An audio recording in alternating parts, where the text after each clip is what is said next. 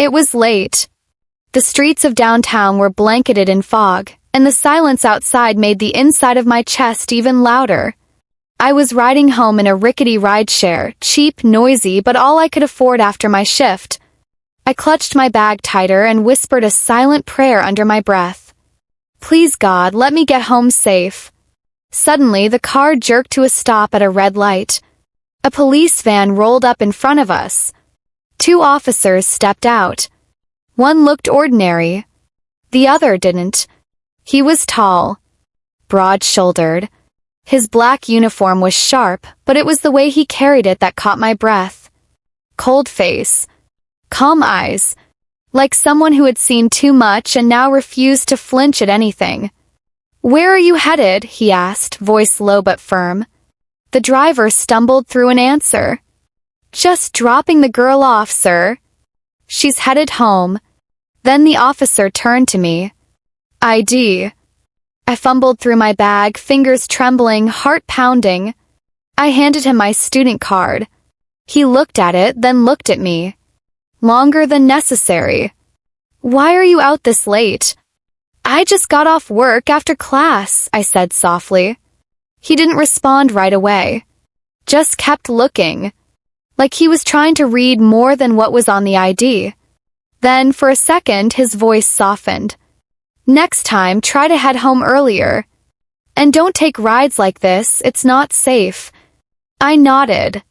Car moved again, but a piece of me stayed behind, right there in his eyes.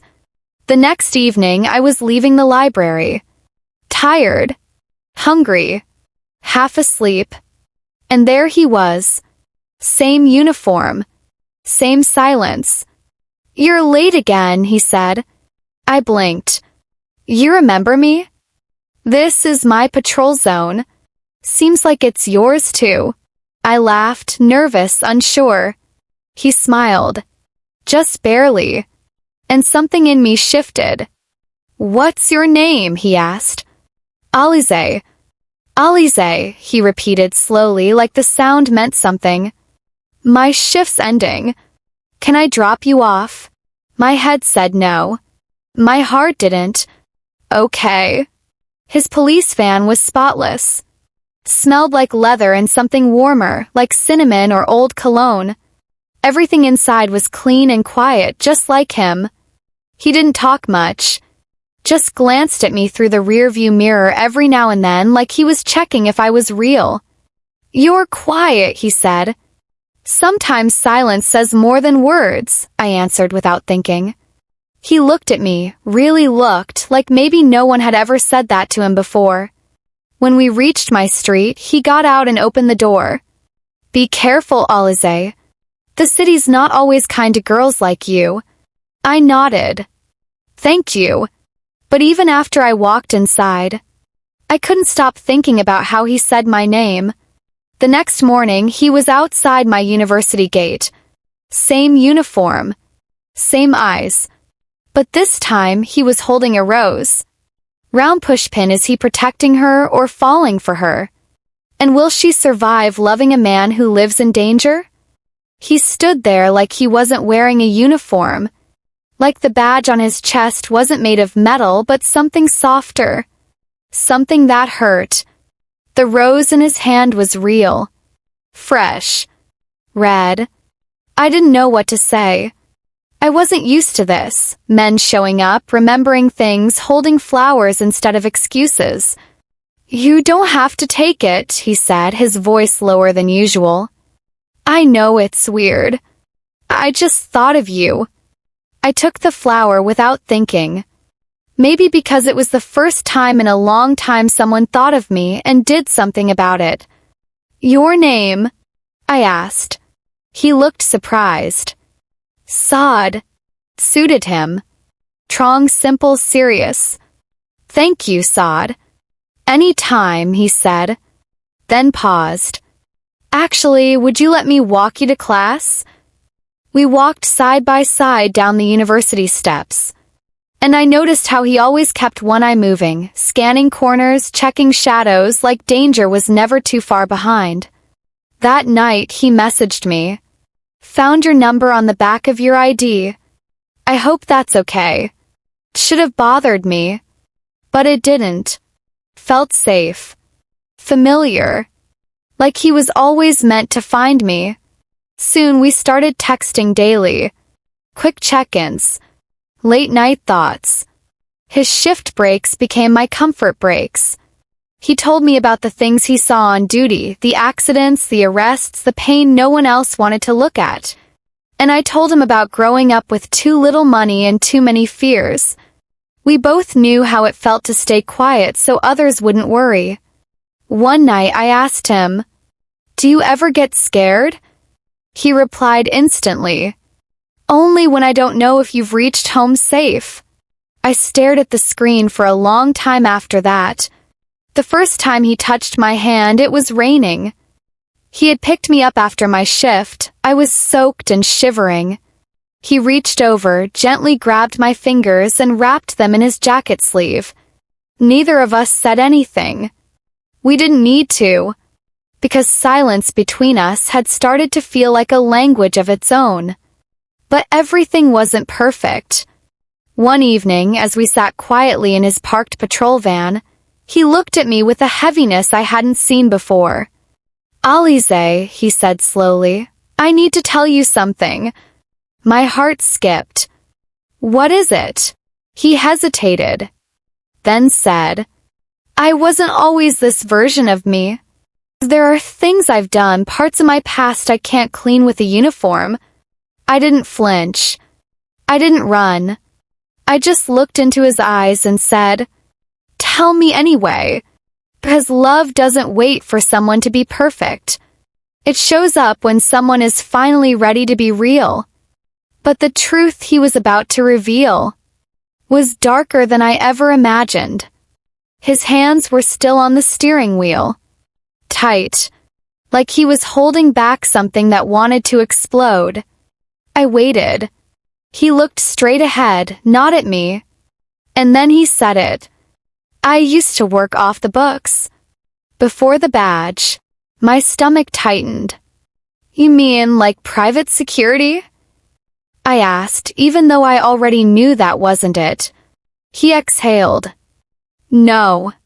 I mean for people. Dangerous ones. I was their protection. Their muscle. Their silence." My lips parted, but no words came out. He continued. "I was 19. Poor. Angry. And fast with my fists. That made me valuable. I did things I don't want to remember. Things I'd never want you to see." The rain outside began to fall harder. Each drop on the windshield sounded like it was counting down the seconds between us. "Why are you telling me this?" I finally asked. "Because you deserve to know who you're letting into your life," he said quietly. "And if you want to walk away, I'll get it. I won't stop you." His voice cracked, just for a second. It was the first time I'd ever heard fear in him.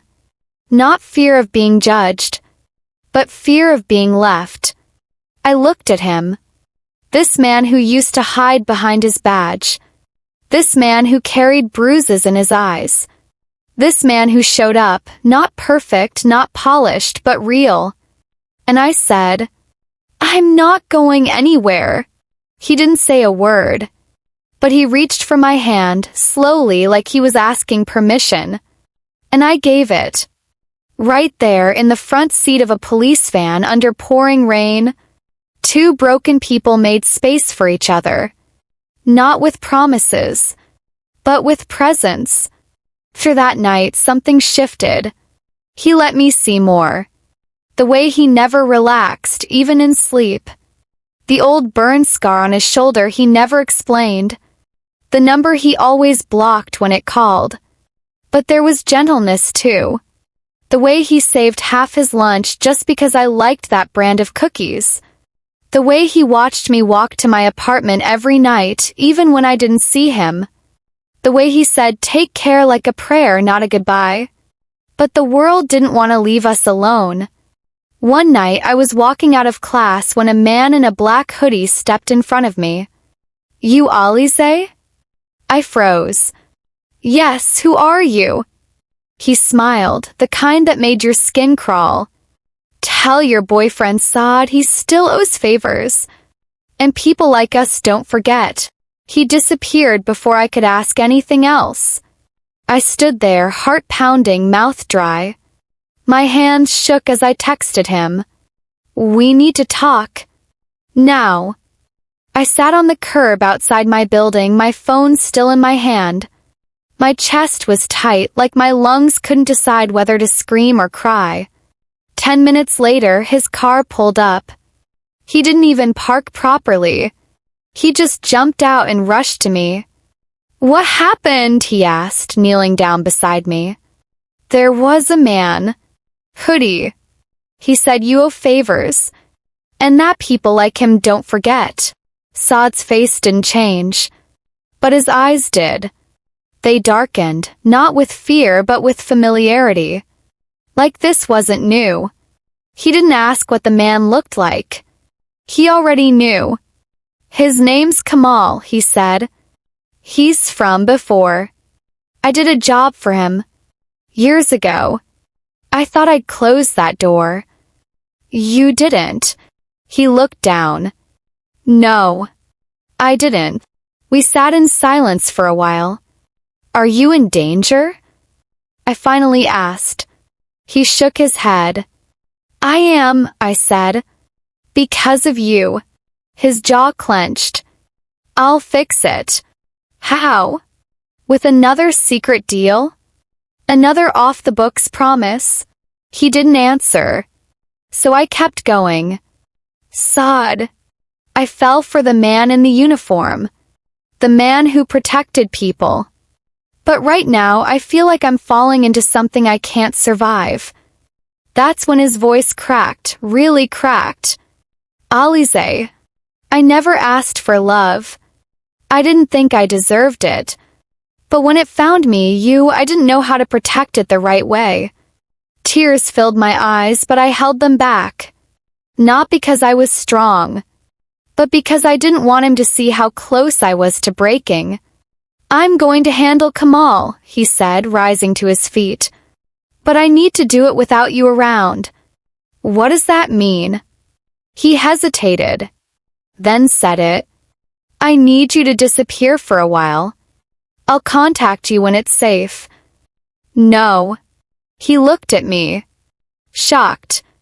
You don't get to pull me into your life, make me feel seen, make me feel safe, and then tell me to vanish. I'm trying to protect you, he said. I never asked for protection, I whispered. I asked for honesty. I asked for you. He didn't say another word. He just looked at me like he was memorizing everything. Then he turned around and walked away. 2 weeks.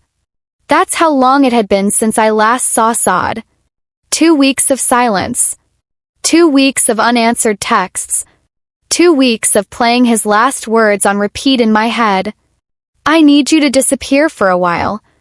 I tried to hate him. Tried to convince myself that walking away meant he didn't care. But deep down I knew better. He didn't leave me because I wasn't important. He left because I was. Till every night I left my phone on loud. Just in case. Then one morning I got a call from a number I didn't recognize. This is Officer Raymond. Are you Alize's? My stomach dropped. Yes. There's been an incident. Saad wanted you to know he's okay. But he's in the hospital. I didn't wait for directions. I was already out the door. When I walked into the hospital room, he was sitting up, arm in a sling, face bruised but alive. I froze in the doorway. He looked up and smiled. Guess I owe you another rose. I burst into tears. He opened his good arm and I rushed into it. I thought I lost you, I whispered. You almost did, he said. But not because of them. Because I thought pushing you away would protect you. He pulled back, looking me in the eyes. I was wrong. He told me everything. How Kamal had threatened to hurt people he cared about. How Saad set a trap, gathered evidence, and handed it all to internal affairs. How he took a beating but finally walked away clean. No more favors. No more secrets. No more hiding. "You still love me?" he asked quietly. I never stopped. He reached into the drawer beside his hospital bed and pulled out a small black box. My breath caught. "No," I said, smiling through tears. "You're not doing this in a hospital gown." He grinned. "It's bulletproof love, Olive. Might as well make it official." I laughed, really laughed, for the first time in weeks. And in that moment, surrounded by beeping machines, white walls, and the faint smell of antiseptic, I realized something. Love doesn't always show up with flowers and fairy tales. Sometimes it shows up bruised and broken, wearing a uniform, carrying regrets, but still standing, still fighting, for you,